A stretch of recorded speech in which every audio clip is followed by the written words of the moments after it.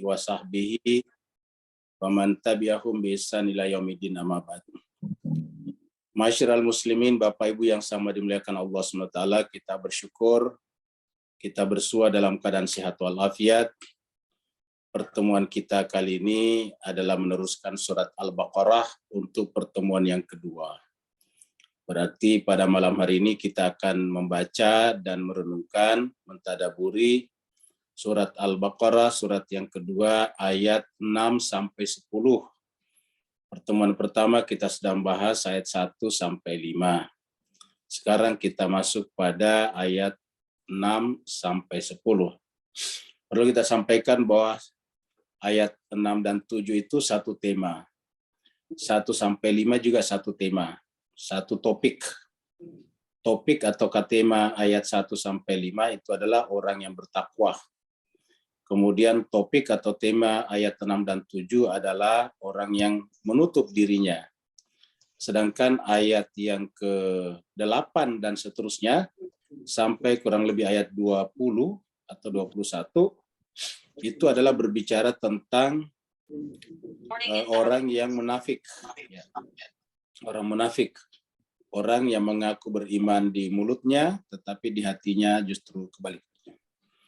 Sehingga pembahasan kita hari ini ada dua itu, karena ayat 6 dan 7 itu adalah tentang orang yang menutup hatinya, sedangkan mulai daripada 8, 9, 10 itu sudah masuk pada pembicaraan tentang sebagian orang yang suka berkata di mulutnya tetapi berbeda dengan di hatinya, kaitannya dengan kebaikan.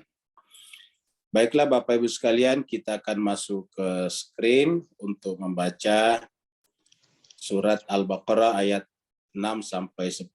Ustadz kita ini siapa nih, Bu? Belum ada, Ustadz. Belum ada ya. Baiklah, kalau tidak ada kita masuk ke screen untuk membaca surat Al-Baqarah yang ada Al-Qur'annya, bisa dibuka. Ayat 6 sampai 10.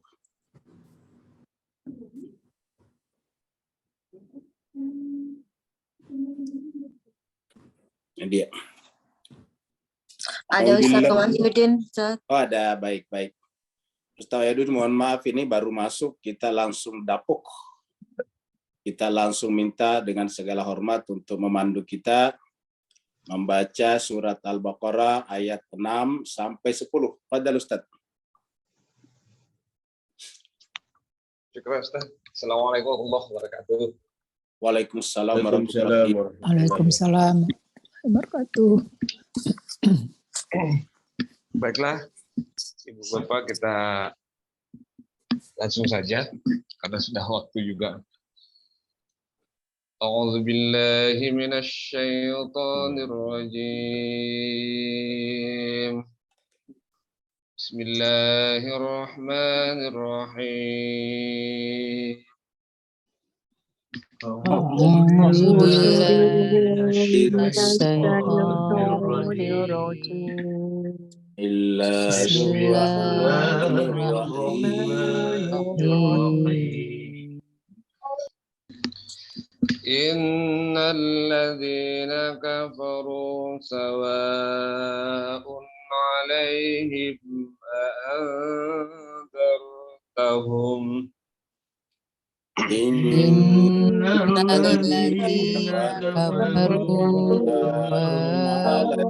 alaihim zartahum a'anzartahum am lam tunzirhum la yu'minun. Anzarhum am munzirhum la yu'minun. Khatamallahu ala qulubihim wa ala sam'ihim wa ala absarihim ghishawah Khatamallahu ala ala qulubihim wa ala وعلى سمعهم وعلى أبصارهم غشاوة ولهم عذاب عظيم ولهم عذاب عظيم. ومن الناس من يقول آمنا بالله وباليوم الآخر وما هم بمؤمنين ومن الناس من يقول آمنا بالله واليوم الآخر وما هم بمؤمنين يخادعون الله والذين آمنوا يخادعون الله والذين آمنوا وما يخدعون إلا أنفسهم وما يشعرون وما يخدعون إلا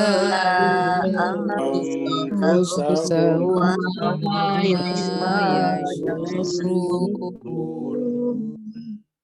في قلوبهم مرض فزادهم الله مرضا في قلوبهم مرض فزادهم الله مرضا ولهم عذاب أليم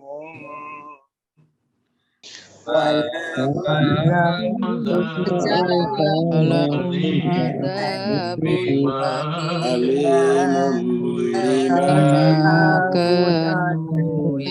بما كانوا يكسبون. صدق الله العلي العظيم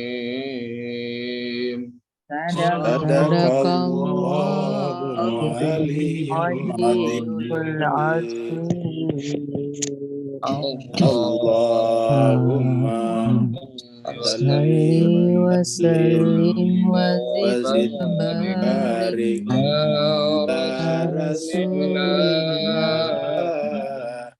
وبارك على على رسول الله وآله الأطهار على رسول الله وآله الأطهار. اللهم صل على محمد وآل محمد. اللهم صل على محمد وآل محمد. Saya kembalikan Ustaz. Baik, terima kasih banyak mewakili jemaah semuanya kepada Ustazana Ustaz Wahidin B. Wahid. Semoga Allah SWT memberikan keberkahan kepada beliau lahir dan batin, melimpahkan rezekinya, karunia-Nya, barokahnya juga dari langit dan bumi. Begitu juga Bapak Ibu semuanya yang ikut membaca kitab suci Al-Quran, semoga dengan kesucian Al-Quran, dengan ketinggian posisi Al-Quran di sisi Allah SWT, juga ikut meninggikan tingkatan maqam Bapak Ibu semuanya di sisi Allah Subhanahu wa taala. Kita teruskan surat Al-Baqarah. Al-Baqarah kita lihat gambar kita adalah sapi betina karena Al-Baqarah artinya sapi betina. Kenapa sapi betina dikasih judul? Karena nanti ada ayat beberapa ayat yang berbicara tentang sapi betina. Surat ini adalah surat nomor 2 setelah surat Al-Baqarah, surat Al-Fatihah. Kemudian turunnya di Madinah, maka disebutlah dengan surat Madaniyah. Jumlah ayatnya adalah 286 ayat. Jadi jumlah ayat 286 ayat. Jadi sekarang kita baru masuk kepada yang ke-10 nantinya. Jadi setiap minggu kita akan membaca sekitar 15 ayat. Karena satu kali pertemuan 5, jadi 15 ayat. Kita akan masuk pada ayat yang ke-6. Kita sampaikan sebelumnya bahwa ayat 1 sampai 5 adalah tentang orang-orang yang bertakwa. Kalau orang bertakwa itu strict berpegang kepada Al-Quran. Itu orang bertakwa. Jadi di dalam Al-Quran itu dikatakan zalikal kitabu la raiba fihi hudan lil muttaqin. Jadi Alkitab kita sudah terangkan, itu adalah tidak ada keraguan padanya dan karenanya petunjuk bagi orang-orang bertakwa. Hudan lil muttaqin, petunjuk bagi orang bertakwa. Baru sebutkanlah orang bertakwa alladzina yu'minuna bil ghaibi wa yuqimunas sholata dan seterusnya. Baru di ujung dikatakan ulaika ala hudam mir rabbihim wa ulaika humul muflihun. Kemudian sekarang kita masuk pada ayat. Selain daripada bertakwa apa? Yaitu orang yang menutup diri terhadap Al-Quran. Ingat Al-Quran. Menutup diri Al-Quran itu adalah kurang lebih seperti ini. Tadi hati kita itu sebetulnya ingat tadi itu ada gambar bergerak-gerak ke atas. Jadi hati kita seperti itu. Sebetulnya hati kita itu adalah semacam semacam lift untuk mengangkat kita ke atas. Itu kan lift tujuannya mengangkat kita ke lantai atas. Jiwa kita sebetulnya mengangkat kita ke atas. Tetapi kalau kita menutup diri terhadap cahaya kebenaran, ya seperti inilah dia. Ya tertutuplah. Maka kemudian kita tidak lihat lagi tadi gambar-gambar hati itu kan ilustrasi saja, ilustrasi hati yang sejatinya mengangkat kita ke atas. Nah, warna hitam ini kita yang simpan, bukan dari Allah. Aslinya dari Allah tidak ada hitamnya. Tadinya adalah bersih, fitrah namanya. Kita lah yang menyimpan gambar penutup ini. Ini yang disebut dengan hijab. Ini yang disebut dengan tirai. Tirai ini kita yang menyimpan. Karena kita yang menyimpan, pekerjaan menutup itu dari kita. Nah, inilah yang akan diterangkan pada ayat berikutnya. Bahwa sebetulnya Tuhan itu bukan yang pertama menutup hati kita. Memang sering kita dapatkan siapa yang Allah kehendaki beriman, siapa yang ingkar, siapa yang akan sesat, dia akan disesatkan. Tapi sebetulnya bukan Allah punya inisiatif. Inisiatifnya dari kita. Cuma Allah yang melakukan. Ibaratnya kita minta kepada Allah, ya Allah kasih. Seperti iblis contohnya. Ketika iblis meminta dipanjangkan umurnya, ya dikasih oleh Tuhan. Ya, tapi iblis sendiri tidak bisa memanjangkan umurnya. Tapi karena memang dia minta itu, ya dikasih. Begitu ya kalau kita berinisiatif melakukan untuk menutup hati kita, ya dia akan tertutup. Karena hakikatnya tidak ada perbuatan manapun yang bukan perbuatan Allah Subhanahu wa taala. Cuma ada pilihan yang diberikan kepada kita. Seperti dalam ayat yang ke-6 atau ayat pertama dalam pertemuan kali ini. Di sini Allah SWT berfirman, A'udzubillahi minasyaitonirrajim. Bismillahirrahmanirrahim. Innal ladzina kafaru. Di sinilah biasa kita salah paham kalau kita membaca terjemahan. Karena di sini tuliskan kafir. Begitu kita baca terjemahannya kafir, kan image kita, asosiasi pikiran kita adalah orang. Kan kita mengatakan orang kafir. Jadi kita menganggap ini orangnya kafir. Orangnya, dan biasa kalau kita bicara kafir, langsung bayangan kita orang di luar Islam, non-Islam. Padahal ini ayat bisa terjadi pada siapapun juga. Buktinya kejahatan ada di tengah-tengah kita umat Islam juga. Di tengah-tengah umat Islam ada pembunuhan, ada penipuan, ada pemerkosaan, ada macam-macam. Ya kita lihat di kita aja penjara penuh-penuh. Nah pelakunya ya mayoritas kita karena kita mayoritas umat Islam. Nah kenapa mereka bisa melakukan kejahatan? Ya tentu karena tertutup hatinya terhadap cahaya kebenaran.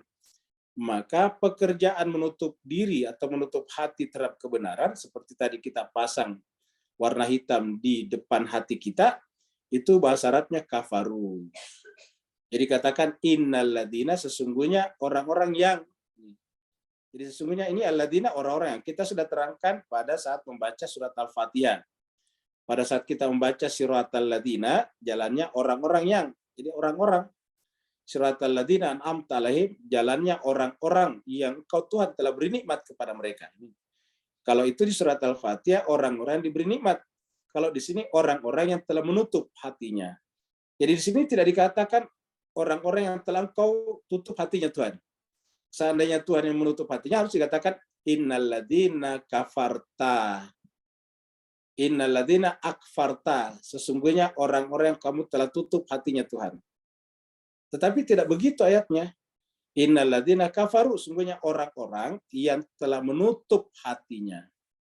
Sendiri maksudnya, menutup hatinya sendiri. Kalau orang itu telah menutup hatinya sendiri, maka ayat ini mengatakan sawaun, sama saja. Sama saja bagi mereka, sawaun alaihim, a'anzartahum, am lam tunzirhum, la yu'minun. Karena yang namanya tertutup sama dengan botol. Coba kalau kita punya botol, lalu kemudian kita tutup mulutnya itu botol, baru kita simpan di lapangan yang terbuka sampai ke langit, baru turun hujan yang sangat deras, 3 hari 3 malam. Pertanyaannya, kalau botol itu tertutup mulutnya, bisakah botol itu berisi dengan air? Walaupun hujan 3 hari 3 malam, hujannya deras, bahkan mungkin nanti di situ banjir, sehingga botolnya itu kemudian mengapung karena ada penutupnya, tetap tidak terisi.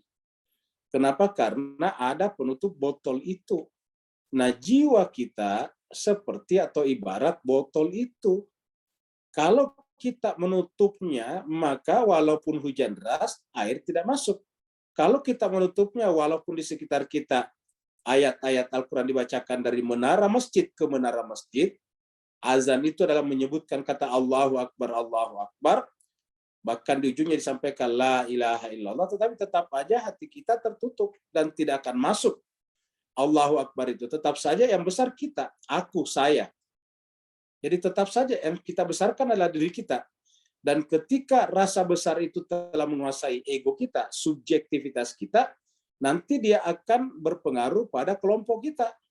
Kalau kita lah mengatakan kelompokku lah yang paling besar, partaiku lah yang paling hebat, iniku lah yang paling luar biasa, sekolahku lah, kekayaanku lah, dan sebagainya. Pokoknya semuanya masuk ke dalam ego kita. Seperti iblis mengatakan, aku kan lebih baik dari dia. Ana khairum minhu, saya kan lebih baik dari dia. Kata Namrud, saya kan juga bisa menghidupkan dan mematikan, seperti itu. Jadi begitu sudah tertutup hati kita, maka kemudian muncullah ego itu. Ketika ego itu muncul dan sudah tertutup, otomatis seperti dalam ayat ini, a'andzartahum, apakah engkau memberikan peringatan kepada mereka, am lam tunzirhum, atau tidak memberi peringatan, sama saja. Jadi kita lihat di sini. Ya, diberikan peringatan a'anzartahum atau am lam. Ya. Tunzirhum, kamu berikan peringatan kepada mereka, humnya siapa? Kafaru tadi. Humnya adalah kembali kepada orang yang menutup hatinya di sini. Ini humnya kembali ke sini. Ya. Yang merupakan alladzina, orang-orang yang. Sungguhnya orang-orang yang telah menutup hatinya terhadap kebenaran, tidak mau mencari lagi, maka sawaun alaihim, sama saja bagi mereka. Sawa itu sama saja bagi mereka. A'anzartahum, apakah engkau memberikan peringatan, memberikan nasihat, memberikan pelajaran kepada mereka, am atau lam tunzirhum, atau tidak kau berikan peringatan, tetap sama. Apa samanya? La yu'minun. Jadi sawaun di sini adalah la yu'minun, tetap tidak beriman. Sawaun alaihim, yaitu apa? La yu'minun. Jadi diberi peringatan atau tidak diberi peringatan, tetap tidak beriman. Nah, Bapak Ibu yang saya berbahagia, apa pelajaran yang bisa kita ambil dari ayat ini? Kan ini menunjukkan bahwa keberagamaan itu ditentukan oleh hati. Makanya harusnya agama itu pertama dan utama, ya, Yang utama, yang pertama adalah bekerja pada hati. Ketika kita membawa agama, tapi tiba-tiba bicara masalah fikih, bicara masalah perbedaan ini dan itu, nanti ketika hati tidak selesai, lalu kita bicara perbedaan-perbedaan, apa yang terjadi? Maka hati yang tertutup, hati yang ego tadi akan memanfaatkan perbedaan itu untuk dieksploitasi, menunjukkan kelebihan, kekuatannya daripada yang lain. Maka mengangkat dirinya dan merendahkan kelompok lain. Inilah menyebabkan umat Islam juga tidak bisa bersatu sampai sekarang. Ya.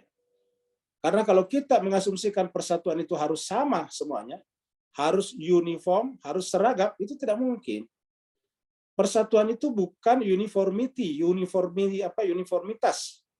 bukan keseragaman, ya bukan uniform, bukan seragam, tetapi yang disebut dengan persatuan itu adalah memahami perbedaan. Menerima perbedaan itu yang disebut dengan persatuan. Kalau persatuan itu mensyaratkan persamaan semuanya, itu bukan persatuan namanya.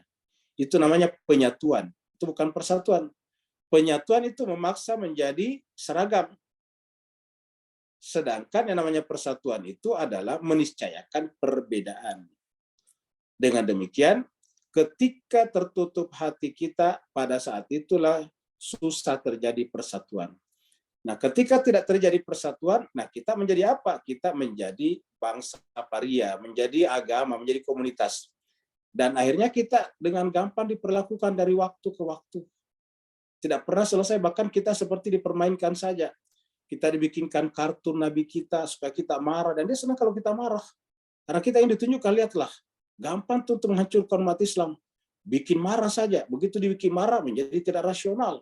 Ya, akan membakar ini dan itu. Terbukti kalau mereka itu memang adalah komunitas yang gampang marah. Gampang marah itu kan artinya sumbu pendek. Ya. Dan itu disengaja. Kan memilih pas tanggal 10 Zulhijjah, ketika umat Islam seluruh dunia melaksanakan salat Idul Adha, tiba-tiba 2 orang berkumpul di suatu gedung pemerintah di Swedia. Lalu kemudian di sana dia menginjak-injak Al-Quran. Kan sengaja itu. Dan dilindungi oleh pemerintah Swedia. Ya. Kenapa dia melakukan itu? Alasannya adalah kebebasan. Tapi kalau kebebasan, kenapa yang memprotes ditangkap? Bapak Ibu lihat di televisi. Yang memprotes ditangkap. Lah, bukankah dia juga bebas memprotes? Kenapa ditangkap? Yang jelas-jelas melakukan penistaan kepada agama lain, bahkan menginjak-injak kitab suci, dijadikan bola di situ. Bapak lihat videonya, ditendang-tendang kitab suci Al-Quran di situ, tapi kok dibiarkan oleh pemerintah Swedia? Begitu ada yang protes, ditangkap tukang protes. Padahal pemerintah Swedia berpendapat bahwa yang menyampaikan pendapatnya tentang Al-Quran itu bahkan menginjak-injaknya itu kebebasan berpendapat. Lalu apakah kebebasan berpendapat ini tidak diberikan kepada orang yang protes? Kan bebas juga berpendapat. Kan ini menunjukkan bahwa adalah sesuatu yang disengaja. Orang protes ditangkap, kita lihat diborgol malah ya, oleh pihak keamanan setempat. Kan ini menunjukkan ada unsur kesengajaan. Jawabannya kira-kira apa sebabnya? Ya karena kita lemah, kita tidak punya kekuatan apa-apa. Syarat untuk menjadi kuat, syarat untuk menjadi maju adalah persatuan. Baru nanti setelah itu materi pembahasan kita harus kitab suci Al-Quran. Yang benar-benar seperti yang kita bahas ini adalah rasional. Al-Quran itu rasional. Begitu agama hanya masuk kepada hal-hal yang mistik, hal-hal yang irasional, ya lagi-lagi kita selalu hanya akan menjadi konsumen peradaban, sains, dan teknologi orang lain. Dan kita tidak akan pernah berdiri tegak dengan kepala berdiri di pusat-pusat peradaban. Kita hanya berada di pinggir-pinggir, di periferal peradaban. Kita hanya menjadi konsumen peradaban yang diciptakan oleh orang lain. Inilah jemaah sekalian bagian terjadi. Ya. Baru setelah itu di seluruh dunia baru protes. Ya, kita tentu setuju dengan protes itu. Tapi menurut saya di balik protes itu harusnya kita belajar. Umat Islam harus bersatu. Jangan hanya karena perbedaan sedikit ribut. Ya. Perbedaan sedikit ribut. Gampang sekali diributkan umat Islam. Di blow up saja satu perbedaan itu mereka akan ribut. Mereka bisa demo. Mereka bisa saling melapor. Mereka bisa menggunakan ayat dan mayat untuk saling menyerang satu sama lain. Ya. Begitulah kualitas kita. Ini berkali-kali terus-menerus terjadi hal seperti ini. Ya. Coba kalau kita punya kekuatan, enggak berani seperti itu. Ya. Jangankan orang biasa seperti di Swedia, ya itu apa namanya orang seperti kepala negaranya Amerika saja menyebut apa Xi Jinping sebagai otoriter, itu langsung dipaksa minta maaf. Ya. Apa artinya jemaah sekalian? Karena punya power, dia punya kekuatan, dia punya bargaining position namanya, dia punya bargaining power, dia bisa melakukan tekanan, dia bisa menjadi apa namanya pressure group, ya, dia bisa menjadi pressure power, kekuatan penekan terhadap pihak lain. Nah, tapi kalau kita tidak bersatu, Sunni nyerang Syiah, Syiah nyerang Sunni, ya kapan bersatunya? Ya, masing-masing senang mencari kekurangan baru menyerangnya satu sama lain. Ya, akhirnya kita akan menjadi pariah terus-menerus. Makanya dikatakan mas kalian, intinya adalah jangan sampai hati kita tertutup. Karena kalau hati tertutup berarti ego yang berbicara. Ya. Hati terbuka juga bukan hanya siap menerima kebenaran, tapi juga siap menerima perbedaan. Karena di alam ruang waktu, perbedaan itu niscaya. Tanda makhluk Allah di ruang waktu itu adalah plural.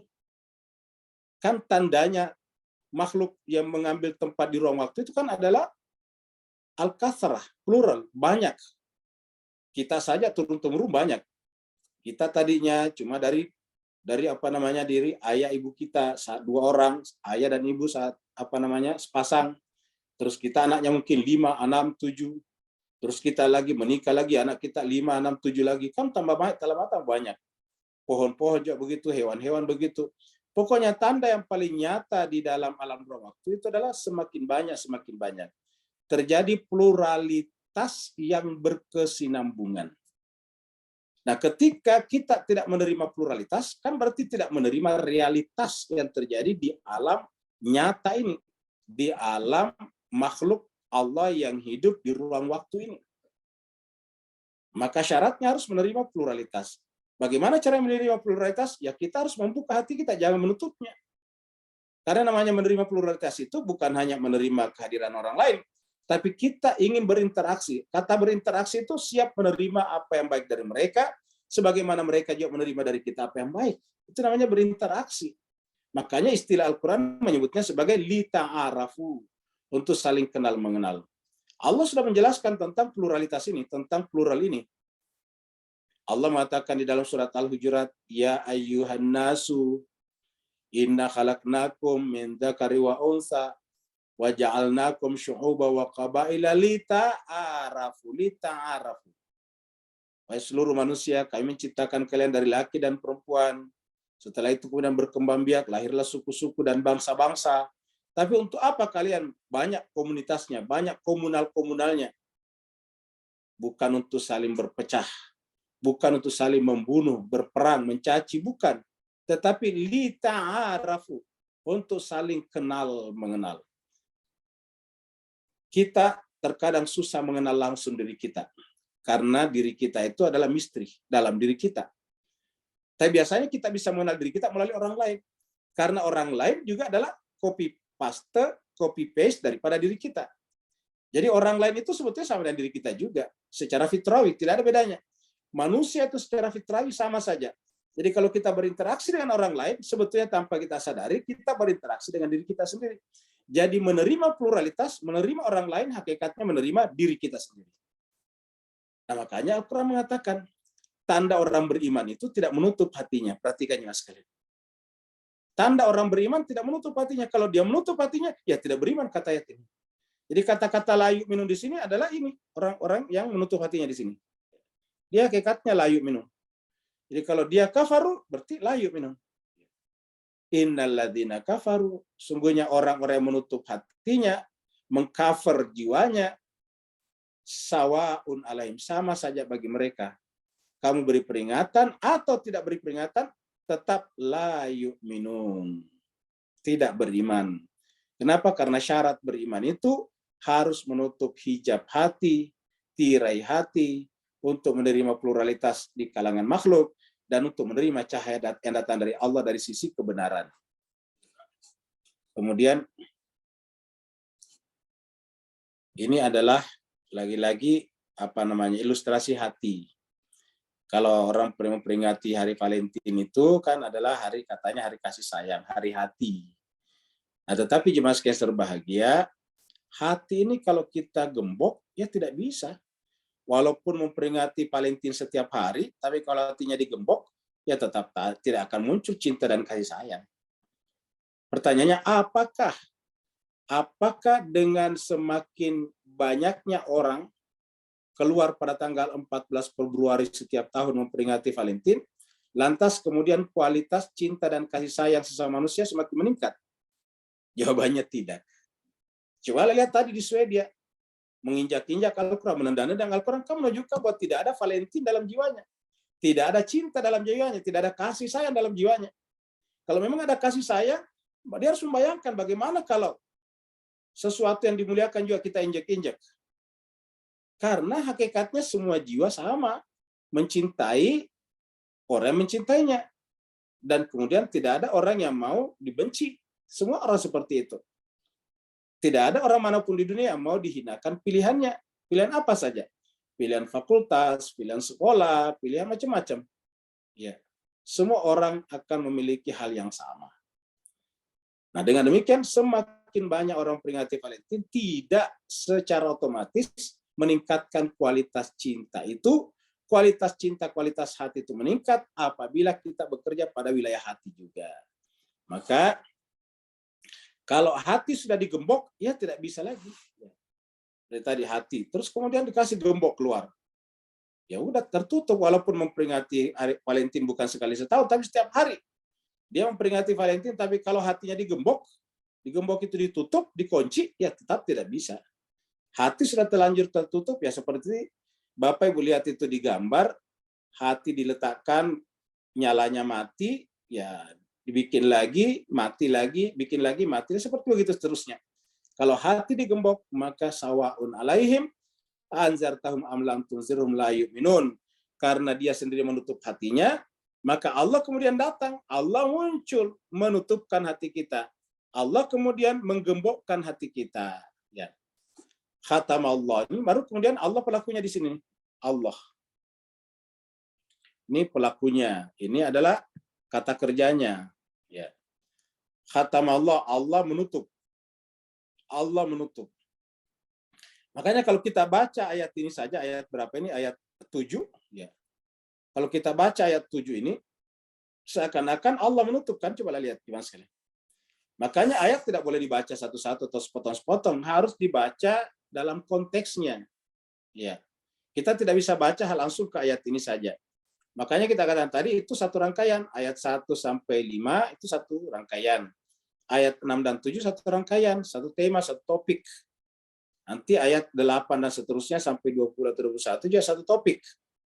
Nah, jadi untuk memahami ayat ini, karena satu rangkaian dengan ayat sebelumnya itu ayat 6, ya kita harus memahaminya dari ayat 6.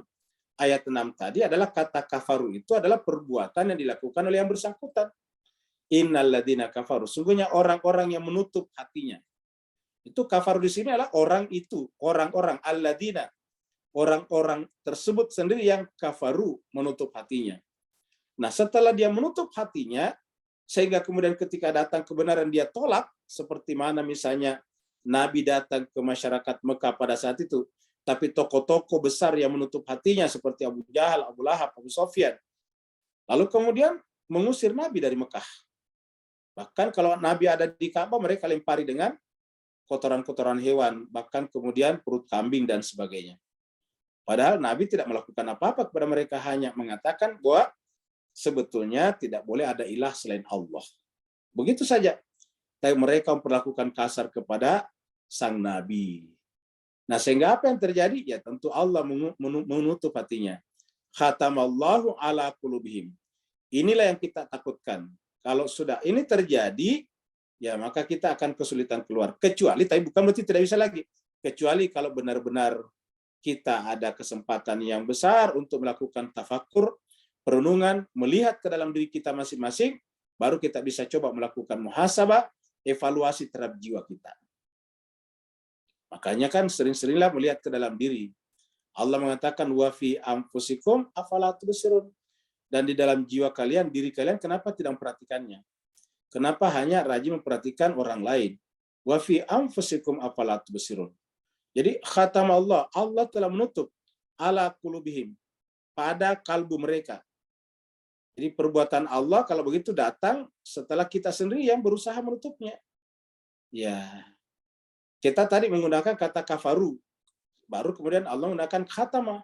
Khatama itu menggembok sebetulnya. Khatam, ingat kata khatam. Jadi Allah itu menggembok setelah kita sendiri menutupnya. Jadi baratnya begini nih. Allah mengutus kepada kita Nabi. Saking cintanya Allah kepada kita. Allah inginkan kita agar hati kita itu suci, bersih. Tetapi alih-alih kita mendengarkan nasihat yang Allah berikan melalui nabinya, tetapi bahkan sang nabi kita lempar batu, kita caci maki, kita lempari kotoran hewan, kita kalungkan ke lehernya pada saat dia sedang sholat di sekitar Baitullah dengan jeroan-jeroan ataukah perut kambing misalnya.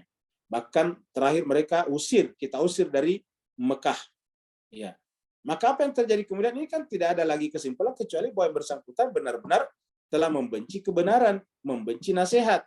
Sehingga kemudian apa yang Allah, karena Allah yang punya kalbu ini dari Allah, ya Allah tutup. Ibaratnya begini, kalau Anda tidak butuh ya udah saya tutup. Ya, karena kan Allah pinjamkan.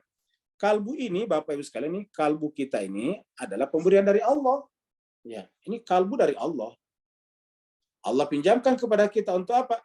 Sebagai alat untuk merindu kepadanya. Jadi ini adalah chips yang Allah berikan kepada kita agar kita bisa menerima signal dari Allah. Seperti mana kalau kita membeli kartu kartu handphone, ya katakanlah kita membeli kartu handphone A, provider A misalnya. Nah, untuk apa sih bikin kartu itu, chips itu? Supaya kalau kita pasang di handphone kita terhubung dengan dia sebagai provider, terhubung dengan pemancarnya, terhubung dengan antenanya, terhubung dengan dengan segala sesuatu yang difasilitasi untuk kita. Maka begitu kartu A tadi kita masukkan di handphone kita, smartphone kita, maka langsung muncul tuh nama provider A tadinya. Kalau kita beli provider A tidak mungkin yang muncul B, nggak mungkin. Nggak mungkin muncul C, D, nggak mungkin. Begitu kita masukkan di handphone kita, provider A yang muncul juga di layar sebelah kanan itu A juga. Ya.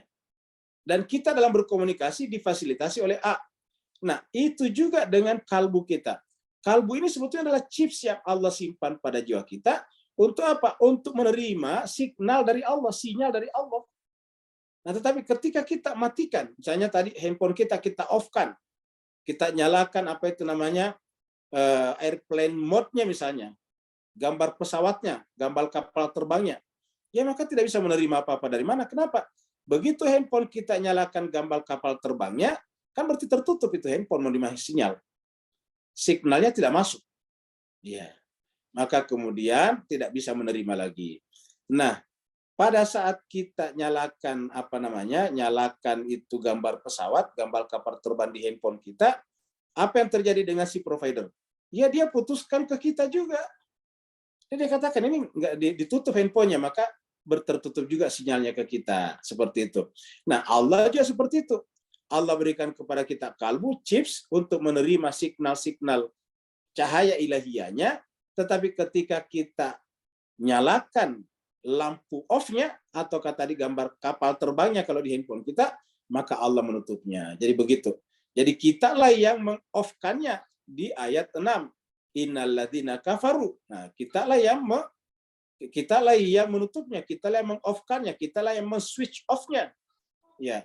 Dan tidak akan mungkin on kembali kalau bukan kita sendiri yang men-switch on-nya. Maka kitalah kembali ke kitalah. Ya.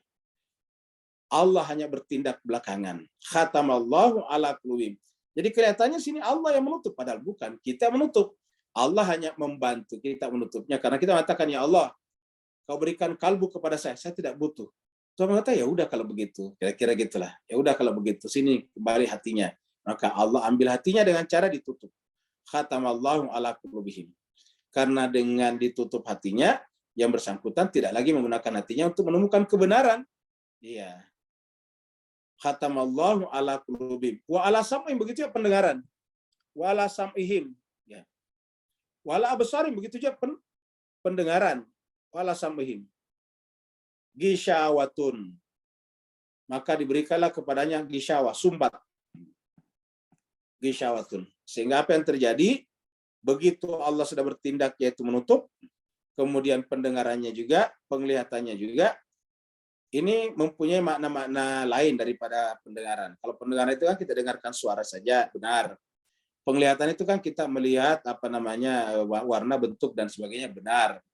Tetapi lebih kepada sam'ihim di sini, pendengaran di sini artinya kiri kanan.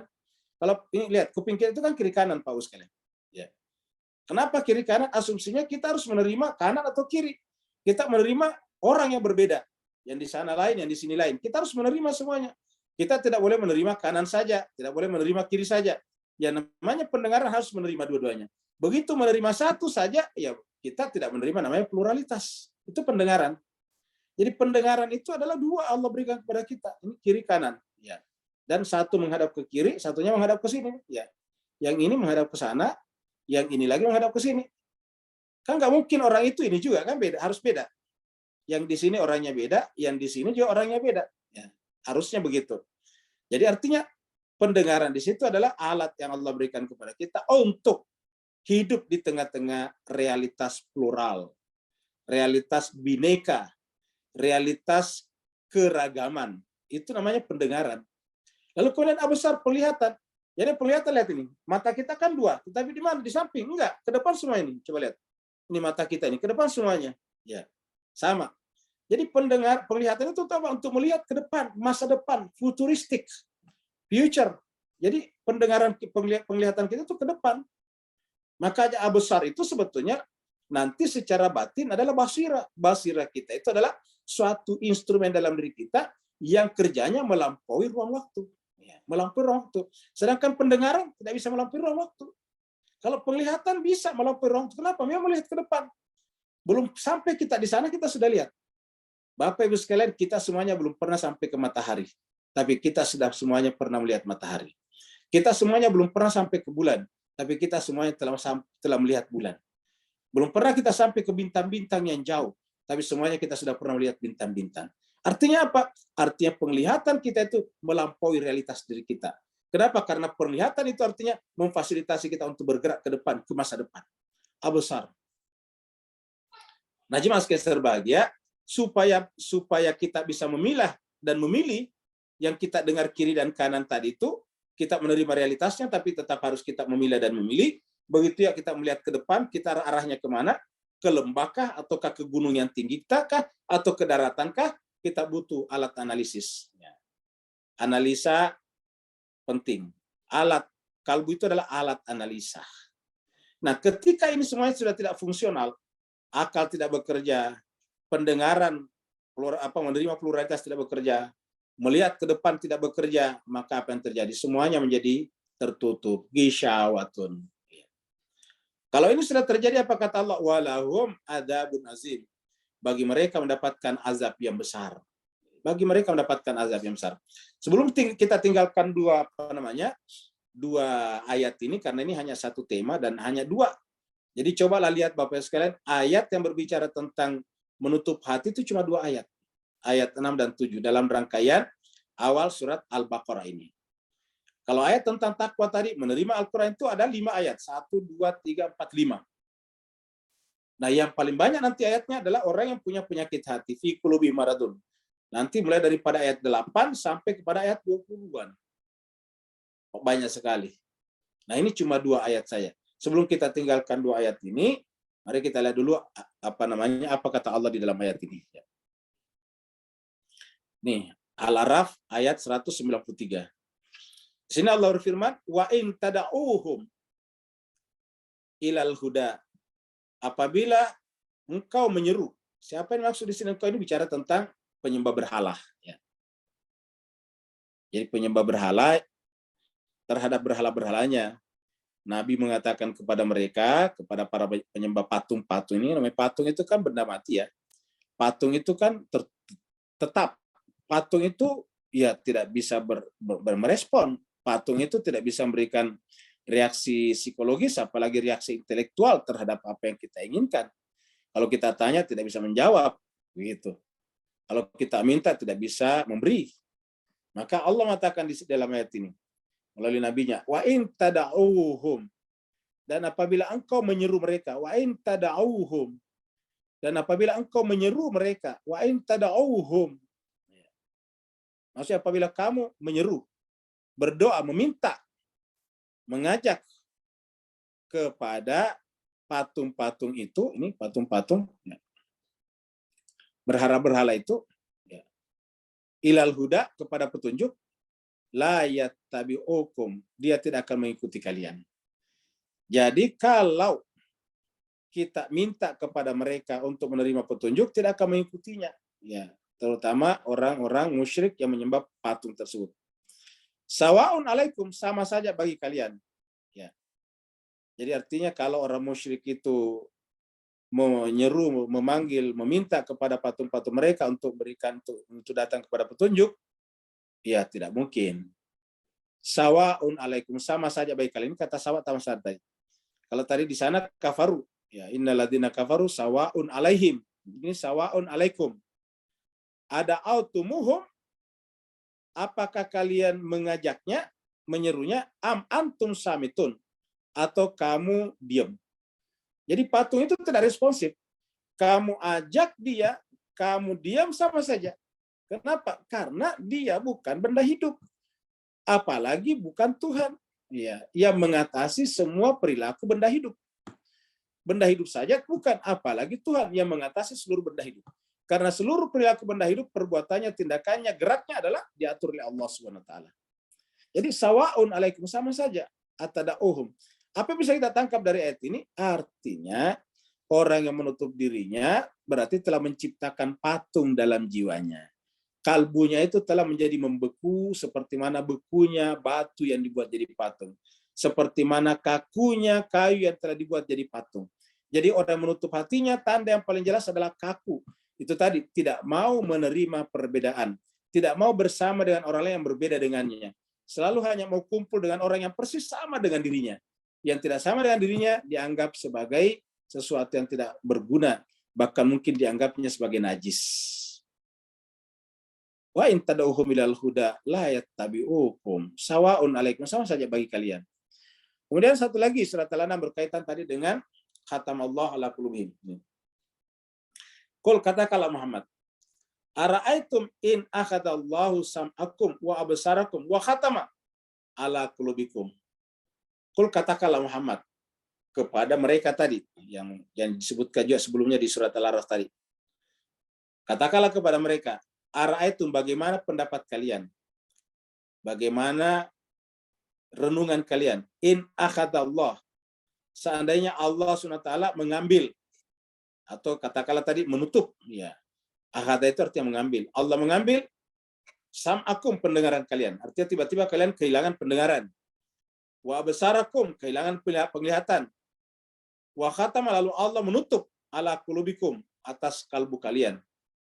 Kalau sudah seperti itu, pendengaran tidak ada, penglihatan tidak ada, kalbu juga sudah tidak bekerja, padahal secara fisik dan biologis masih hidup. Pertanyaannya lah, man ilahun ghairullah ya'tikum bihi. Siapakah gerangan ilah Tuhan selain Allah yang bisa mendatangkan, memberikan, mengembalikan itu semuanya kepadamu? Bihi tadi itu milik penglihatan kita dan sebagainya. Man ilahun ghairullah ya'tikum. Artinya patung-patung itu tidak bisa mengembalikan itu semuanya. Karena pada dirinya saja patung tidak bisa melihat, tidak bisa mendengar, tidak bisa berpikir. Nah, jadi siapa yang bisa? Jadi artinya hanya Allah yang pantas disembah. Unzur, perhatikanlah, kaifa nusarriful ayat.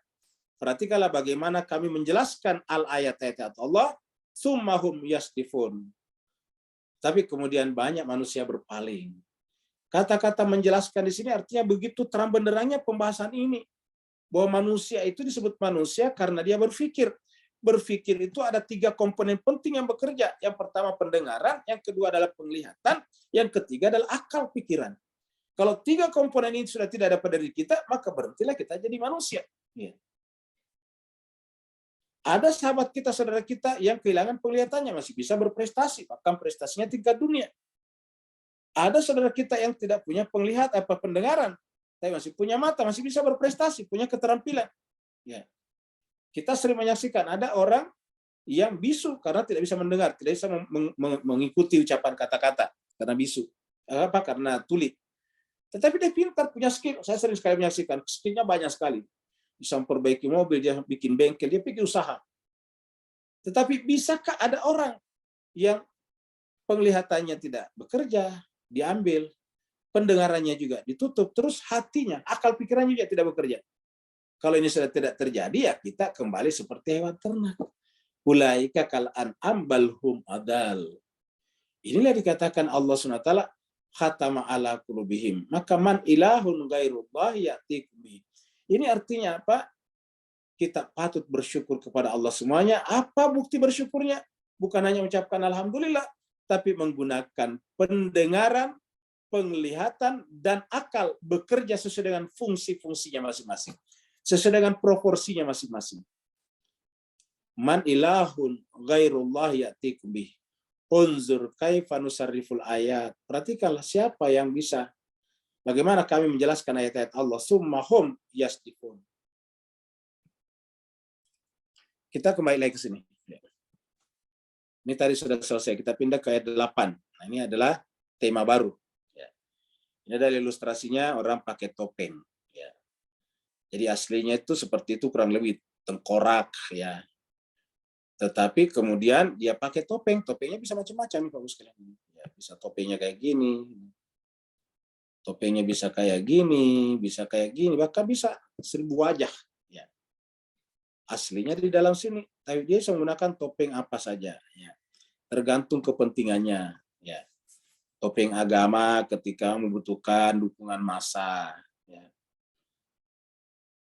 topeng ilmu pengetahuan ketika dibutuhkan image tentang akademis misalnya, sehingga terkadang gelar akademik sekarang diperjualbelikan, karena butuh dipasang pada saat ada hajatan-hajatan politik besar.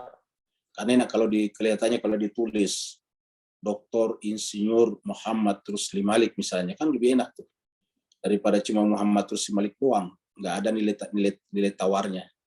Akan begitu Jemaah sekalian, maka dibutuhkan, maka terkadang terjadilah jual beli di situ.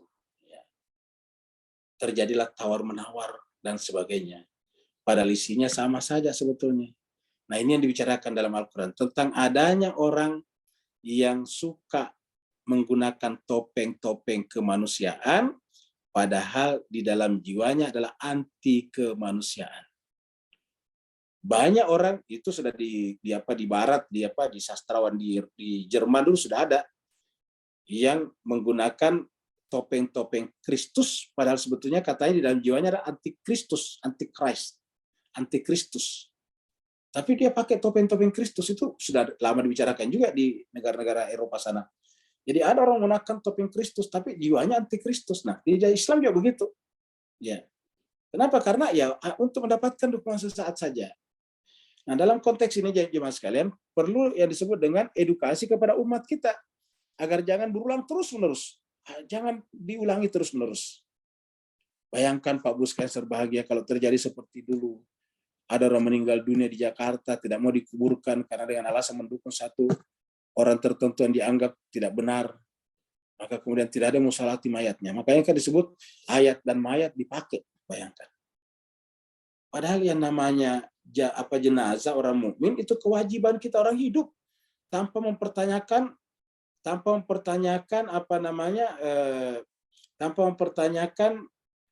pemihakan politiknya. Tanpa mempertanyakan di politik mana dia bergabung. Karena namanya kewajiban kita sebagai orang hidup adalah wajib terhadap orang muslim yang meninggal, apapun mazhabnya, apapun golongannya, apapun partai politiknya, bahkan apapun negaranya, untuk satu, memandikannya. Kedua, mengkafankannya. Ketiga, mensalatkannya. Keempat, menguburkannya. Itu kewajiban kita sebagai orang hidup. Kalau kita tidak lakukan, kita semuanya berdosa. Namanya kewajiban sosial. Namanya fardu kifayah. Wajib kifai. Wa minan nas dimaksudi. mulailah muncul wa minan nasi. Inilah indahnya Al-Quran jemaah sekalian. Al-Quran itu tidak pernah berbicara tentang generalisasi. Kita kan sering mengeneralisasi itu. Seakan-akan satu komunitas buruk, semuanya buruk. Ya. Satu komunitas baik, semuanya baik. Padahal selalu selalu ingat jemaah sekalian, tidak ada komunitas yang masuk neraka. Tidak ada partai yang masuk neraka. Tidak ada ormas yang masuk neraka. Tidak ada negara yang masuk neraka. Yang masuk neraka dan surga itu adalah orang. Yang harus kita bedakan. Jadi sering kan kita mengatakan kalau kelompok ini pasti sesat. Lah, kan tidak ada kelompok nanti di akhirat. Mana ada kelompok yang sesat? Emangnya nanti ada kelompok di neraka? Enggak ada, yang ada di neraka orang. Di dalam Al-Quran berkali-kali dikatakan wattaqu yauman la tajzi nafsun. Nafs itu adalah diri, orang. Takutlah kepada satu hari di mana pada hari itu setiap diri tidak bisa membantu diri yang lain. Nah, kalau kita menggunakan bentuk kelompok itu cenderung melakukan generalisasi. Ya. Orang kulit berwarna ini begini, orang kulit berwarna begini. Itu generalisasi namanya. Hindarilah generalisasi kalau ingin merajut persatuan. Jadi selalu Al-Quran menolak generalisasi. Mana buktinya? Ini dia nih. Dan di sebagian manusia, coba indah sekali kan? Sebagian manusia itu ada, coba. Tidak mengatakan seluruh manusia. Tidak general. Wa minan nasi, dan di antara manusia, dari kalangan manusia, man ada yang, dan memang benar dari kalangan kita ada yang seperti itu. Ada nanti namanya munafik. Wa minan nasi, di antara manusia, may yaqulu, ada yang berkata, mengaku, amanna, kami beriman billah, kepada Allah. Kami beriman kepada Allah, wa bil yaumil akhir, dan kepada hari akhir. Jadi kami beriman kepada Allah dan hari akhirat. Tapi apa? Wa ma hum bimu'minin. Padahal mereka itu tidak beriman. Siapa bilang begini? Bukan saya, bukan kita, bukan Bapak Ibu, tapi Allah. Ini kan Al-Quran. Ya. Jadi Allah lah yang menjawab, ma'hum bimu'minin. Ya. Jadi mereka, yakul itu, kata-kata yakul itu berkata, berarti cuma di mulut saja. Mereka berkata, mereka mengatakan, amanna, kami telah beriman. Billah, kepada Allah. Wa bil yaumil akhir, dan kepada hari akhirat. Tapi menurut penilaian Allah, mahum bimu'minin. Mereka itu tidak beriman. Jadi artinya ayat ini menjelaskan kepada kita ada orang yang beda antara ucapan dan hatinya. Ada orang yang ucapannya beda dengan hatinya. Nah, ayat ini menjelaskan kepada kita apa? Supaya kita gampang tertipu. Bapak Ibu sekalian, sebagai saya baca berita-berita terakhir ini, banyak sekali orang tertipu oleh WA di media-media sosial yang tiba-tiba masuk, kita tidak kenal, menawarkan pekerjaan part-time. Bapak Ibu, mau nggak saya tawarkan pekerjaan part-time? Ya. Di rumah saja, tapi bisa dapat satu hari sampai 500.000 rupiah, bayangkan. Part-time cuma di rumah, nggak ngapa-ngapain, bisa dapat sehari 500.000, kata dia. Berarti sebulan 15 juta kan? 500.000 kan kalau 10 hari 5 juta. Ya, 15 juta tidak ngapa-ngapain, part-time. Ya. Terus siapa sih orang tidak mau? Nah, pada saat kita mengatakan tidak mau, kita sudah tertipu. Kenapa? Sudah tidak menggunakan akal kita. Mana ada orang bisa dapat part-time rumah cuma tidak ngapa-ngapain 500.000. Kita lihat cuma nge-like doang, katanya nge-like. Nah, begitu nanti kita mengatakan iya, dibawa masuk. Like ini dapat itu. Akhirnya kemudian naik lagi peringkatnya, suruh setor akhirnya. Ujung-ujungnya saya baca, ada yang sampai tertipu sampai 430 juta, luar biasa. Ya. Berita itu saya baca kira-kira 4 atau 5 hari yang lalu. Ada yang tertipu sampai 450 juta. Ya. Ada yang cuma 35 juta. Banyak sekali orang tertipu. Nah, artinya apa kan orang itu datang kepada kita beda kata-katanya dengan hatinya. Kata-katanya menawarkan pekerjaan, padahal hatinya ingin menipu kita. Nawaitunya, niatnya dari awal untuk menipu orang. Nah, pertanyaan, apakah kita salahkan dia? Kalau kita pikir-pikir, sebenarnya nggak perlu disalahkan dia, memang penipu. Bisakah kita salahkan penipu kalau dia menipu? Jawabannya tidak, ya memang namanya penipu. Yang namanya penipu kan berarti profesinya menipu, berarti kan tidak salah. Kalau petani pergi ke sawah, apa salah? Kan tidak salah. Yang namanya petani memang pergi ke sawah. Ya. Orang kantoran, officer, pergi ke kantor. Kan tidak salah, namanya officer. Berarti harus office. Ya. Yang salah kita. Gitu. Kenapa? Kok percaya seperti itu? Percaya janji-janji yang tidak masuk akal itu. Nah, kenapa tadi? Ingat tadi di atas. Khatamallahu ala qulubihim wa ala sam'ihim wa ala absarihim gisyaw. Loh, mungkin Bapak mengatakan ini, Pak Ustaz berani-berani mengatakan orang itu salah. Ya salah lah. Kenapa? Karena dia menutup hatinya terhadap kebenaran. Ya, dia menutup hatinya kepada rasionalitas. Dia menutup hatinya kepada ar-rusyd. Ya. Rusyd itu artinya rasional. Masuk akal. Nah, ketika rasionalitasnya tidak bekerja, maka kemudian ya, tertipulah. Pertanyaannya, kenapa rasionalitasnya tidak bekerja? Kenapa tiba-tiba bisa tertipu? Sederhana. Kan begitu cintanya kepada dunia, berbunga-bunga hatinya ditawarkan. Mau nggak saya tawarkan part time? Satu hari dapat 500.000. Kerjaan cuma nge-like doang. Like. Dapat 500.000 sehari. Iya. Nah, karena kita memang cinta dunia, pengen sekali itu, ya udah tidak jalan lagi akalnya. Ya. Kan orang itu Pak tidak jalan akal pikirannya kalau dia sangat ingin kepada sesuatu.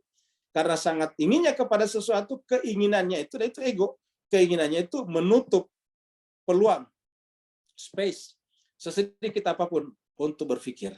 Ya. Sehingga gampang tertipu. Makanya Nabi mengatakan, ya itu namanya penyakit hubud dunia. Ya. Makanya rata-rata orang tertipu itu pasti melalui dunia. Coba lah Bapak sekalian, tipu orang melalui dunia, pasti gampang. Tawarkan dapat ini, dapat itu. Ya. Pasti dia akan mengeluarkan uangnya. Maka dikatakan di sini ada orang yang kata-katanya berbeda dengan hatinya. Mukmin ini kan di hati. Kata-katanya mengatakan amanah, ini kata-katanya mengatakan amanah, ya. Padahal hatinya adalah mahum bimu'minin ini. Wa mahum bimu'minin. Ya. Kata-katanya amanah, hatinya tidak beriman. Nah, kita lihat di sini nih. Ya. Ini surat 204. Ya, 204. Tadi kan adalah ayat 8. Ini mirip nih. Wa minan nasi, ini minan nasi lagi. Dan di antara manusia atau dari kalangan manusia, may yu'jibuka. Ada yang kalau berbicara itu yu'jibuka qauluhu.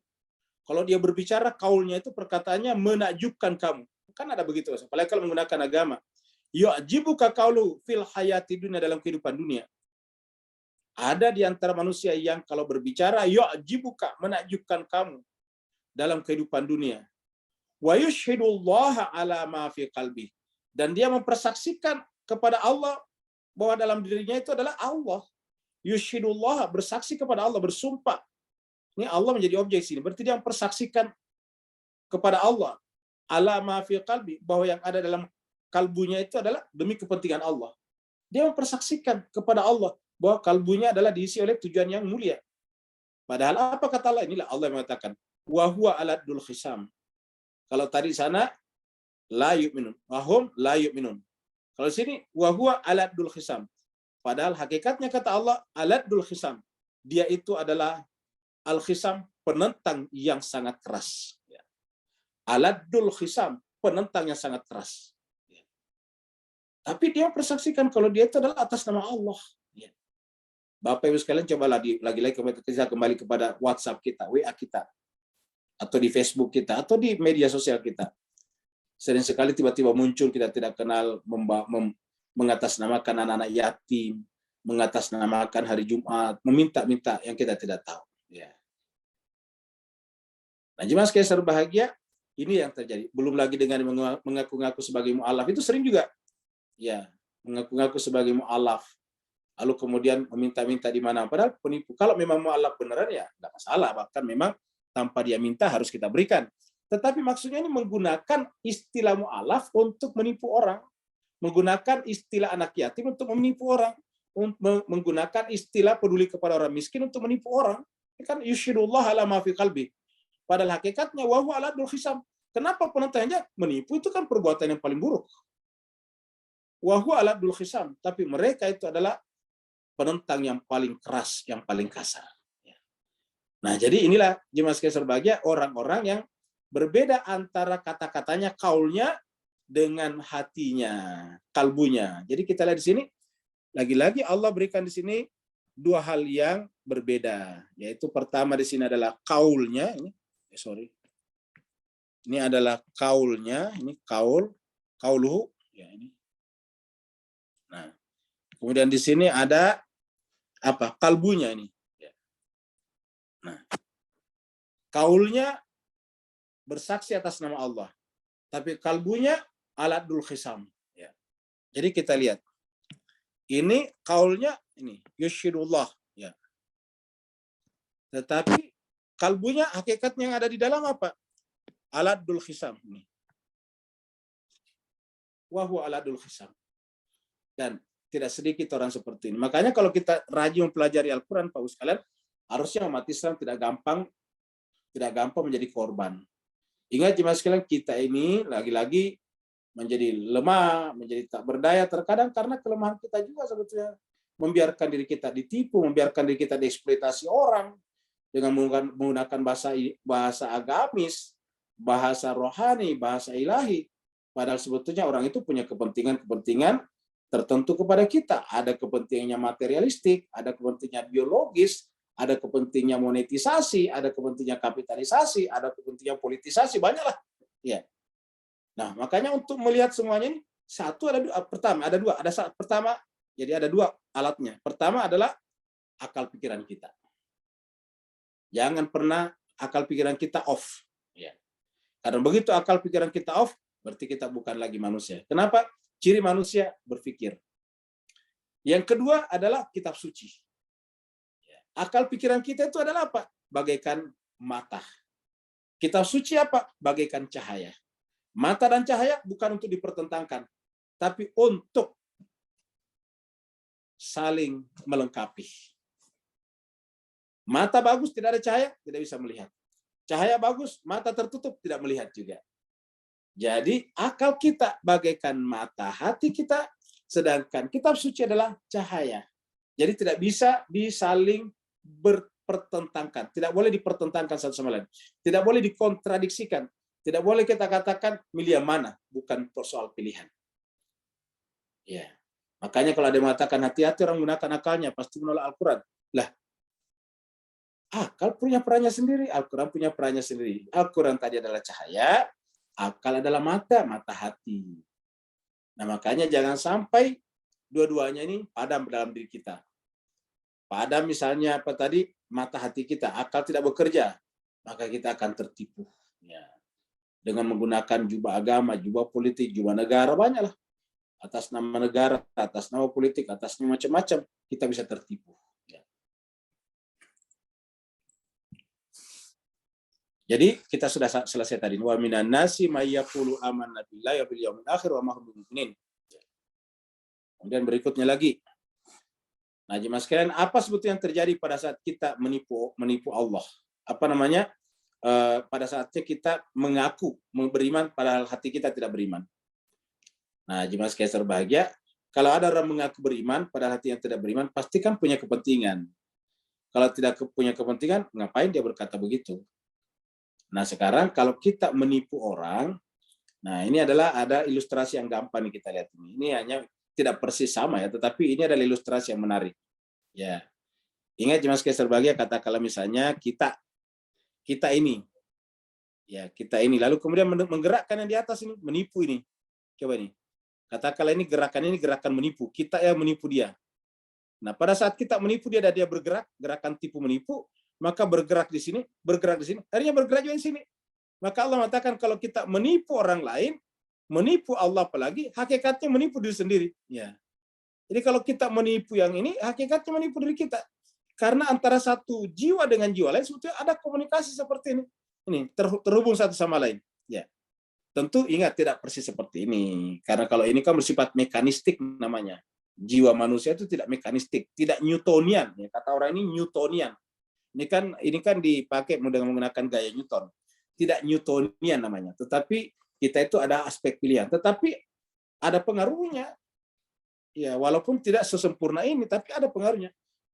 Karena manusia itu kan punya pilihan-pilihan. Nah, ketika orang-orang ini tidak menggunakan pilihannya, kembali ke sini. Tidak menggunakan akalnya, maka akan kembali seperti ini. Ya, ini yang menipu ini, akhirnya lama-kelamaan kembali ke sini juga. Ya. Sama misalnya kalau kita tidak menghentikan kejahatan di sekitar kita. Misalnya membiarkan saja narkoba beredar di sekitar kita. Apa yang terjadi kemudian? Lama-kelamaan itu masuk di rumah kita. Melalui anak kita, dan sebagainya. Maka kita harus bahu-membahu dengan petugas negara, aparat keamanan untuk menghentikan semua jenis kejahatan Karena kalau dibiarkan lama-kelamaan akan masuk di dalam ruang-ruang rumah tangga kita. Seperti ini modelnya nih, akan masuk nanti ke sini. Ya.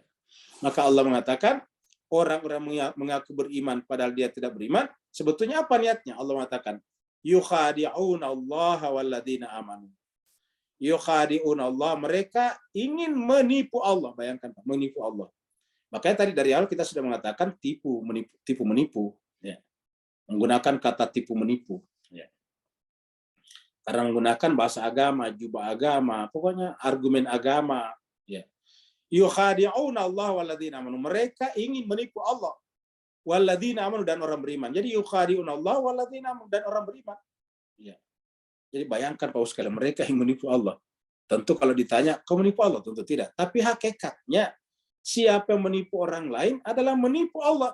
Kenapa? Karena setiap makhluk Allah adalah merupakan tajalli daripada Allah. Jadi menipu makhluknya, hakikatnya menipu Allah. Merusak makhluknya, sama dengan merusak relasi kita dengan Allah Subhanahu Wa Taala. Jadi yukhadi'una Allah walladzina amanu.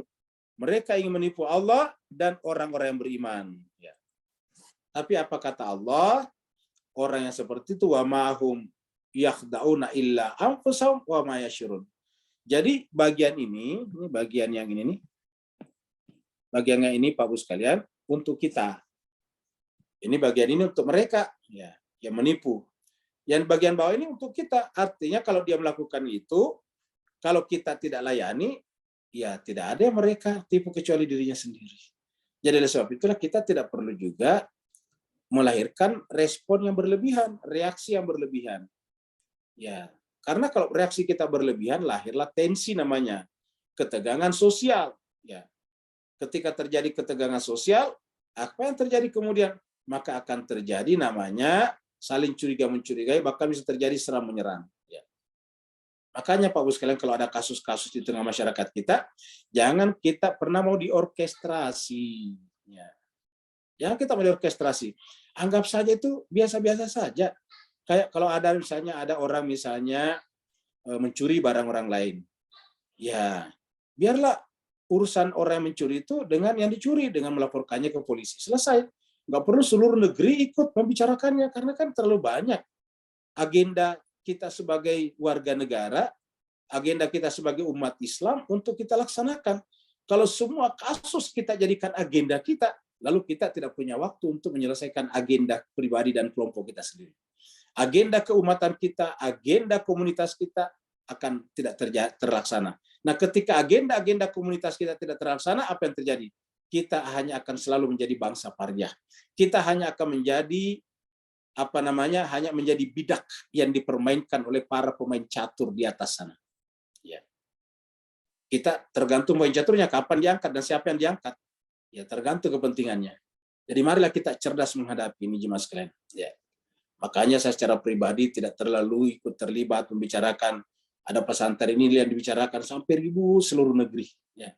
Selalu kita bisa selalu kita bisa diorkestrasi. Nanti lama-kelamaan pindah lagi, yang diangkat lagi misalnya Islam Jamaah, diserang lagi. Oh, semua kita membicarakannya. Lama-kelamaan Syiah lagi diangkat lagi. Selalu setiap saat begitu. Kita dibawa berombongan kepada suatu hal untuk membicarakannya bersama. Ya, marilah kita selalu pintar-pintar membawa diri kita di dalam sistem tatanan sosial global ini, yang satu sama lain tidak terpisahkan, selalu sambung menyambung. Sehingga artinya apa? Dalam kejadian di tingkat kampung, jangan pikir berdiri sendiri. Sangat mungkin ada tadi ada tadi roda mesinnya seperti yang kita lihat tadi di atas yang lebih besar. Ada tingkat global. Jadi jangan pikir yang terjadi di kampung kecil berdiri sendiri, bisa saja ada di luar sana kekuatan besar yang menggerakkannya. Bisa saja. Ya. Oleh sebab itulah jemaah sekalian berbahagia, bagi kita janganlah kita kembalikan saja wa ma yakhda'una illa anfusahum. Kalau dia memang menipu, ya biarkanlah, yang penting kita jangan tertipu. Karena kalau mereka menipu, tidak ada yang mereka tipu kecuali diri mereka sendiri. Wa ma yakhda'una illa anfusahum. Itu anfus, jiwa mereka. Anfus ini adalah jiwa mereka. Wa ma yashurun, cuma mereka belum menyadarinya. Ini sudah jelas wa ma yashurun.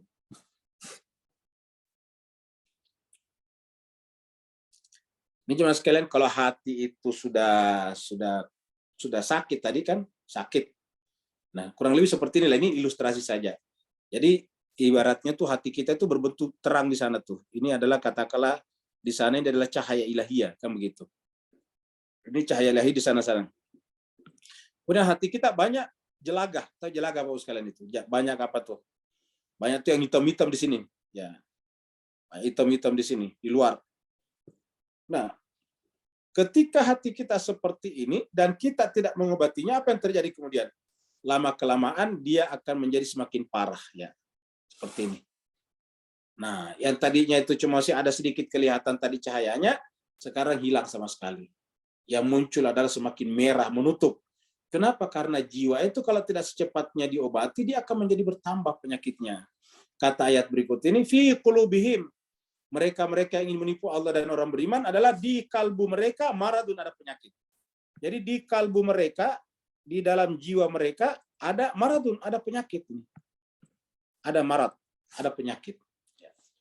Ingat jemaah sekalian, di dalam Al-Quran itu hampir tidak ada ayat yang bicarakan penyakit jasmani. Kenapa kira-kira Bapak sekalian? Karena penyakit jasmani itu kita bisa dibantu orang lain menyembuhkannya. Kita bisa dibantu dokter. Ya. Kita bisa dibantu oleh orang yang ahli di bidangnya. Kita tidak tahu misalnya proporsi makanan sesuai dengan nilai gizinya, kita bisa minta kepada ahli gizi, pakar gizi, untuk membantu kita bagaimana caranya makan yang seimbang dalam satu hari, berapa gram ininya, itunya, dan sebagainya. Masalah kesehatan kita bisa minta bantuan kepada dokter. Yang lebih dalam lagi, kita bisa minta kepada dokter spesialis. Kalau menyangkut mata kita, kepada dokter mata. Kalau menyangkut masalah jantung kita, kepada ahli jantung. Menyangkut tulang kita, kepada ahli spesialis ortopedi misalnya. Semuanya ada ahli, ya kita bisa minta tolong. Tapi berkaitan dengan kalbu, tidak ada yang bisa bantu kita. Kalbu itu hanya bisa disembuhkan oleh yang bersangkutan sendiri. Makanya yang dibicarakan dalam Al-Quran itu berkaitan dengan kalbu. Dan dikatakan tadi adalah fi qulubihim maradun. Di dalam kalbu mereka ada marad, penyakit. Fazadahumullahu marada. Maka kalau yang bersangkutan tidak menyembuhkan penyakit dalam jiwanya, maka Allah akan menambah penyakit itu. Fazadahumullahu marada. Penyakit tidak akan bertambah. Ya. Fazadahumullahu marada. Ya. Walahum adzabun alim. Dan bagi mereka ada azab yang pedih. Bapak Ibu masih ingat tadi ayat 8? Ya, ayat 8 tadi adalah khatamallahu ala qulubihim wa ala sam'ihim wa ala absarihim gishawa. Ujungnya apa? Walahum adzabun azim. Azim tadi. Itu berkaitan dengan orang kafaru tadi, menutup diri.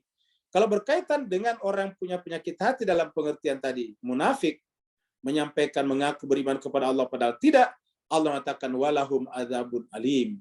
Bagi mereka ada azab yang pedih. Alim itu adalah pedih, sakit. Bima kanu yaksibun, karena dia berdusta. Apa sebabnya? Yang dikatakan beda dengan hakikat jiwanya. Nah, jemaah sekalian, sebelum kita selesai di sini, mari kita lihat dua ayat berikutnya nih. Ya. Nih, kita lihat surat An-Nisa. Allah berfirman, innal munafiqina, sesungguhnya orang-orang munafik itulah yukhadi'una Allah. Jadi kalau ada ingin menipu Allah, maksudnya menggunakan bahasa-bahasa Allah, bahasa agama, padahal tujuannya bukan untuk Allah, maka itu sebetulnya munafik.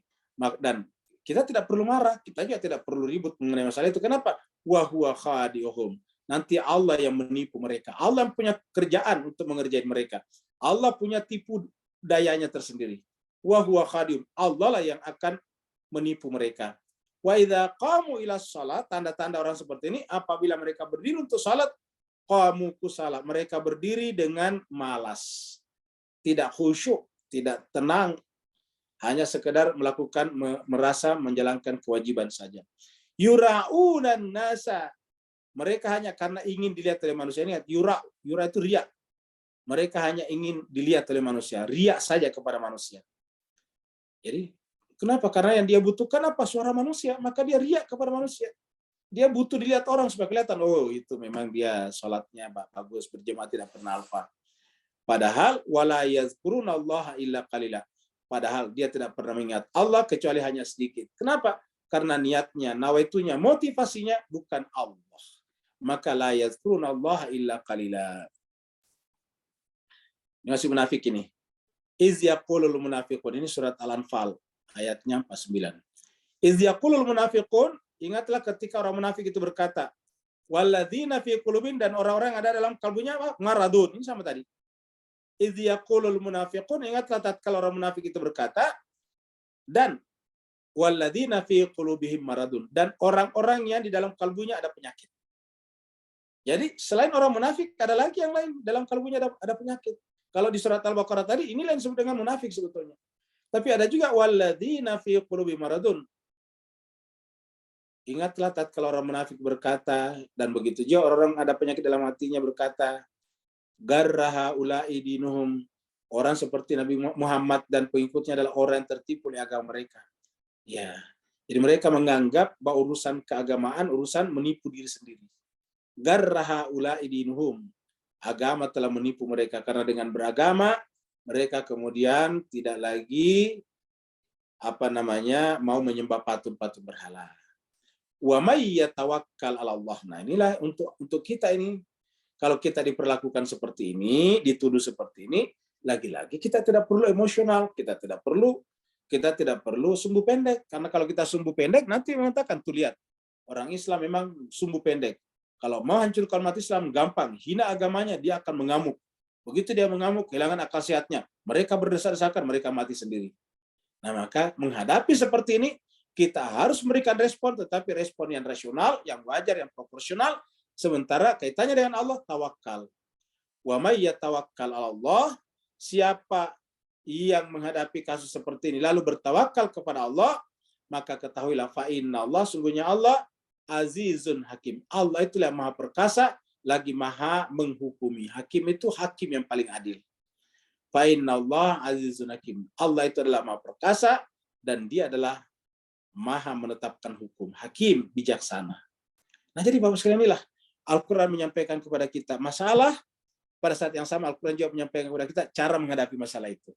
Yang repot kalau ada masalah, dan masalah itu adalah menggunakan agama, misalnya diserang agama, tapi respon kita kepada orang yang menyerang agama tidak berdasarkan agama juga. Iya.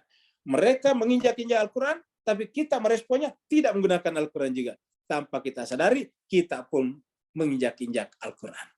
Tidak secara fisik, tapi secara batin. Kenapa? Kita meresponnya dengan hawa nafsu kita, dengan keinginan-keinginan egoistik kita.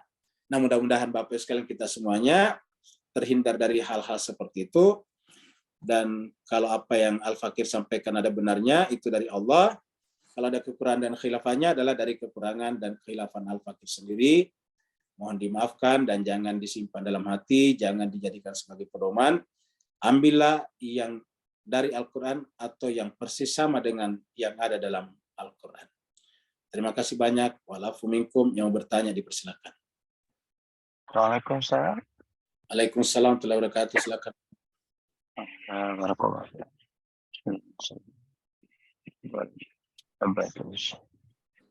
Dalam ayat tentang apa, la yu'minun tadi, beri pencerahan, Ustaz. Masih ada harapan Allah tidak pakai lan yu'minun tadi, Ustaz. Walaupun ada siksaan azab tadi. Barakallahu fiik. Apa-apa, Ustaz. Baik, terima kasih banyak Pak Nur. Jadi jemaah sekalian, ini adalah yang dibicarakan tadi Pak Nur ya. Wa minan nasi may yaqulu amanna billahi wa bil yaumil akhir wa ma hum bimumin. Di antara manusia ada yang berkata kami beriman kepada Allah dan hari akhirat. Dan kemudian wa ma hum bimuminin. Kenapa tidak menggunakan lan? Ya, apa sebabnya? Kalau menggunakan kata lan tidak akan pernah beriman. Sementara kenapa Allah menggunakan kata ini? Karena tetap Allah membuka diri suatu saat kalau dia mau beriman, Allah menerimanya. Ya. Di ayat lain Allah berfirman, katakanlah Muhammad kepada hamba-hambaku yang telah berbuat melampaui batas atas dirinya, janganlah pernah berputus asa dari rahmat Allah. Qul li ibadiyalladzina asrafu ala anfusihim la taqnutu min rahmatillah. Innallaha yaghfiruz dzunuba jami'a. Allah akan mengampuni dosa-dosa semuanya. Jadi sebab itulah walaupun di sini mereka tidak beriman, tapi seandainya suatu saat mereka beriman, mau beriman, Allah menerimanya. Dan banyak di antara kita yang tadinya pernah merendahkan Islam, bahkan menghinanya, tetapi tiba-tiba mengimaninya dengan sungguh-sungguh. Sering kita dengarkan seperti itu. Banyak orang yang tadinya benci kepada pengajian, tapi belakangan tiba-tiba menjadi sangat senang ikut pengajian. Jadi oleh sebab itulah ini menunjukkan bahwa Allah masih membuka diri untuk mereka kembali kepadanya. Makanya dikatakan mak bukan lan. Satu. Yang kedua, biasanya kalau lan itu biasanya langsung kata kerja. Ya, ini bukan kata kerja, ini adalah kata benda, ini adalah isim. Ya. Mukmin ini adalah isim di sini. Ya, bukan kata kerja, bukan fi'il. Ma'hum bimu'minin. Ya, mereka tidak beriman. Kalau lam biasanya lan yu'minu. Lan yu'minu, mereka tidak akan pernah beriman. Ya. Jadi lam tastati ma'iyya sabra itu adalah lan. Begitulah lan itu adalah biasanya di belakangnya kata kerja fi'il. Nah, sedangkan ini di belakangnya adalah isim, hum ini adalah isim, ini adalah dhamir untuk mereka. Begitu juga di sini, mukmin adalah isim seperti itu. Ada lagi Pak Bos sekalian, silakan. Ada Ustaz di Ya. chatroom. Baik Pak sekalian, kita masuk ke chatroom ya. Ini dari Pak Burhan, ini Pak Han lagi ya. Ini tulisannya surat Pak Han. Burhan. Apakah azab yang pedih bagi manusia yang punya penyakit rohani, pincang itu dirasakan di dunia? Dan apakah manusia yang pincang itu dari kalangan orang Islam atau pertama adalah kita langsung yang kedua yang paling di bawah, yaitu bahwasanya itu dari kalangan mukmin juga, karena dari kalangan orang Islam maksud saya. Ingat, Islam dan mukmin beda sebetulnya. Ya, kalau istilah mukmin itu berarti sudah sampai di kalbunya sebetulnya.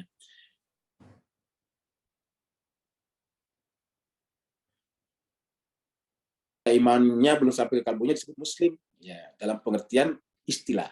Kalau muslim yang sesungguhnya juga adalah yang paling tinggi berserah diri. Dalam kata-kata wala tamutunna illa wa antum muslim, nah itu adalah muslim yang sesungguhnya. Tapi muslim dalam pengertian kita seperti dalam surat Al-Hujurat, ketika orang-orang Arab Badui datang kepada Nabi mengatakan, wahai Muhammad, kami telah beriman kepadamu. Wa qalatil arabu amanna. Orang-orang Arab Badui itu berkata, amanna, kami telah beriman. Lalu tiba-tiba turun ayat itu mengatakan, kul, katakan Muhammad, lam tu'minu. Lam tu'minu, bukan lam tadi, seperti dikatakan, lam tu'minu. Kamu belum beriman.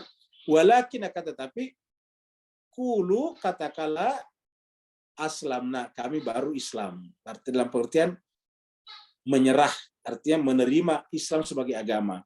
Tapi belum sampai pada tingkat mengimaninya secara holistik, secara kafah. Kalau sudah mengimaninya secara holistik kafah, nah baru mukminnya sesungguhnya. Karena sudah masuk dalam hati. Maka dikatakan, lam tu'minu walakin qulu aslamna. Lam yadkhulil iman fi qulubikum. Iman itu belum masuk ke dalam kalbu kalian. Nah itu tadi. Nah kemudian, apakah dirasakan di dunia itu orang punya penyakit rohani seperti itu? Jawabannya iya. Jadi mereka rasakan di dunia. Seandainya kita bisa lihat, kita akan tahu sebetulnya. Cuma yang namanya jiwa kan tidak kelihatan, Pak Bu sekalian. Tidak kelihatan. Jadi orang-orang yang punya penyakit hati itu sebetulnya ya kalau kita tilik-tilik lebih jauh, contohnya gini nih. Coba deh Bapak Ibu sekalian kita semuanya berpikir-pikir. Buat apaan sih itu masuk ke kedalaman 4.000 meter? 4 kiloan, kurang lebih 4 kilo hanya untuk melihat bangkai kapal. Coba di Bapak sekalian. Kalau peneliti, oke lah. Kalau peneliti apa sejarah, peneliti ilmu pengetahuan, oke lah. Tapi ini kan orang biasa saja. Kalau kita pikir untuk apa ya? Ya. Dan itu dia mengeluarkan uang itu. Uang itu bayangkan satu tiket masuk ke sana 250.000 US dollar. 250.000 US dollar satu orang hanya untuk melihat bangkai kapal. Di kedalaman 4.000 meter, 4 kilometer. Ya. Coba kalau dia gunakan waktunya untuk pergi tadabbur Al-Quran, kan lebih indah sebetulnya, Pak. Ya. Tapi hanya untuk menyaksikan bangkai kapal selam. Iya. Kalau kita ingin menyaksikan bangkainya kan sudah banyak videonya. Bahkan ada film dokumenternya sekarang. yang sudah dibuat oleh para ahli. Ya. Jadi kita orang yang bukan peneliti harusnya cukup menyaksikan hasil penelitian itu. Tapi ada saja yang mendorong dia datang ke sana, jemaah sekalian. Iya. Ya, kalau kita suruh mereka membiayai pengajian, belum tentu dia mau itu. Ini bayarannya kita punya Zoom 1 tahun langsung. Daripada kita bayar bulan-bulanan mahal. Wah, belum tentu dia mau. Iya. 250.000 Pak, Bu. Ya, sekitar 3,7 miliar kalau di dalam rupiah. Berdua saja berarti berapa? Hampir 4 miliar. Hampir 8 miliar, bayangkan. 8 miliar. Untuk kita di Indonesia itu tak terbayangkan. Iya. Tapi mereka melakukan itu. Dan konon kebanyakan orang Islam juga, coba bayangkan Pak sekalian. Iya. Sementara banyak sekarang kegiatan dakwah butuh dukungan dari orang-orang seperti itu. Ya, supaya dakwah ini cepat menyebar kemana-mana. Tetapi jemaah sekalian berbahagia, ya mereka lebih memilih seperti itu. Nah, kalau kita pikir-pikir, pasti merasa tidak tenang, tidak bahagia, kecuali dengan seperti itu. Nah, ketika tidak bahagia dengan cara seperti itu, kan berarti ada sesuatu yang hilang dalam jiwa mereka, Pak Burhan. Ya. Dan banyak lagi contoh-contoh yang lain. Ya. Kita bisa lihat contoh-contoh yang lain.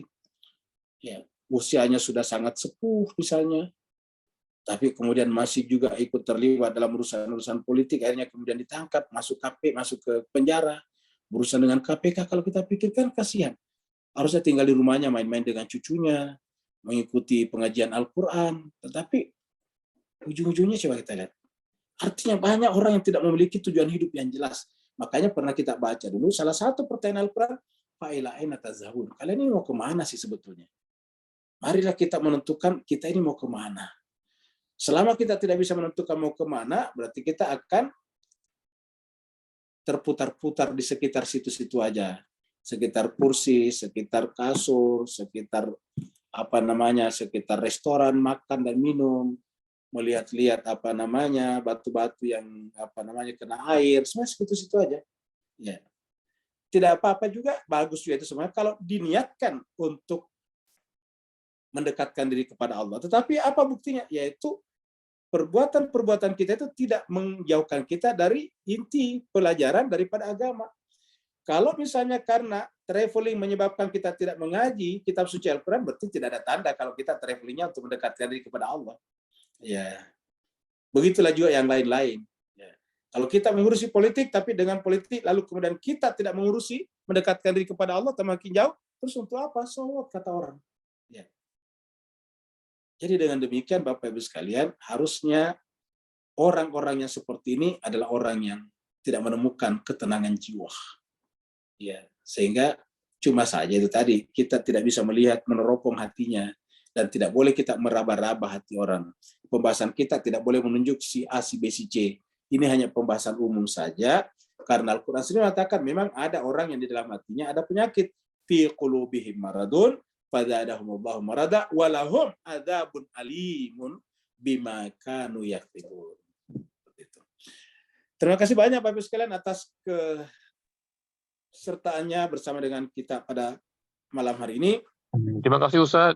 Sama-sama Pak Burhan. Semoga Allah SWT memanjangkan usia Bapak Ibu semuanya, Amin ya berikan Allah. kesehatan lahir dan batin, Amin. memudahkan segala urusannya untuk selalu bersama dengan kita di dalam majelis ini. Kita niatkan majelis kita ini kita lakukan sampai Allah memanggil kita semuanya. Karena Rasul mengatakan bahwa belajar itu dari buayan sampai kepada lianglah. Marilah kita berjanji, ya Allah, saya akan mengaji sampai malaikat mau Engkau utus menjemput saya. Terima kasih banyak. Wassalamualaikum warahmatullahi taala wabarakatuh. Waalaikumsalam warahmatullahi wabarakatuh. Terima kasih Ustaz. Ustaz. Terima kasih Ustaz. Assalamualaikum.